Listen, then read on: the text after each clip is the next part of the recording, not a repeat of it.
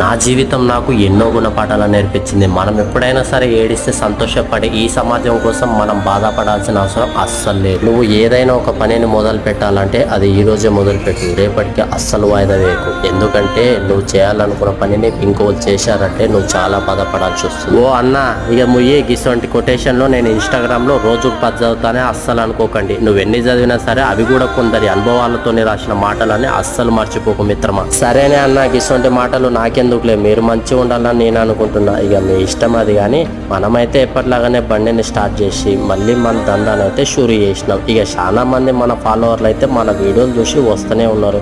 ఇక టేస్ట్ని అయితే ఎప్పటికప్పుడు అప్డేట్ చేస్తూనే ఉన్నా. ఇవాళ మొదలుపెట్టిన ఈ మంచి పనికి అయితే మీరే సపోర్ట్ ఇచ్చారు, దానికి మీ అందరు కూడా ధన్యవాదము. ఇక మనం గీ దందా షూర్ చేసి కరెక్ట్గా గీయాలకి వారం అయింది. ఇక కస్టమర్లు అయితే టేస్ట్ నచ్చి రెగ్యులర్ కస్టమర్లు అయితే మొదలైనరు. మరి మీరు కూడా టేస్ట్ చేయాలనుకుంటే అమ్మగడ్డ పక్కనే ఉన్న పార్క్ దగ్గరకి అయితే వచ్చేసి